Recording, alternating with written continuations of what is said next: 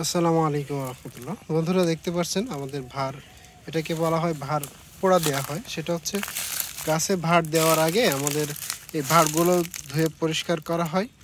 দেন এইগুলো আসলে শুকানোর পরে যে কিন্তু গাছে ভারগুলো, এই যে এসব গাছে এই ভারগুলো দেওয়া হবে খেজুর গাছে। তারপরে ইনশাল্লাহ এই পোড়ানো শুকানোর কারণ হচ্ছে আমাদের অঞ্চল বাদে বিশেষ করে আমরা দেখি সবসময় রাজশাহী অঞ্চলগুলোতে চুন ইউজ করে তারা। ফলের রস যদি ঘোলাও হয় ওই চুনটা ওটাকে ফিল্টার করে পরিষ্কার করে ফেলে।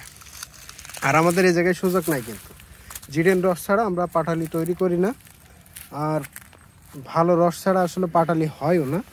আর যেগুলো রসগুলো মোটামুটি একটু দেখা যাচ্ছে ঘোলা হয় এদিক সেদিক হলে সেটা দিয়ে আমরা গুড় তৈরি করি।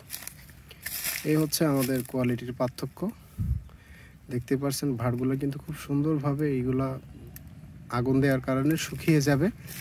এবং যেটা আপনি সকালবেলা যদি এই রসটা পাড়া হয়, যে একটা আলাদা একটা ঘ্রাণ আমাদের এই অঞ্চলের রসে, এই ঘ্রাণগুলো আপনি অন্য কোনো অঞ্চলে পাবেন না যেগুলোতে চুন দেওয়া থাকে। এ হচ্ছে আমাদের একটা ভালো এবং বৈশিষ্ট্য আর কি আমাদের অঞ্চলের রসের।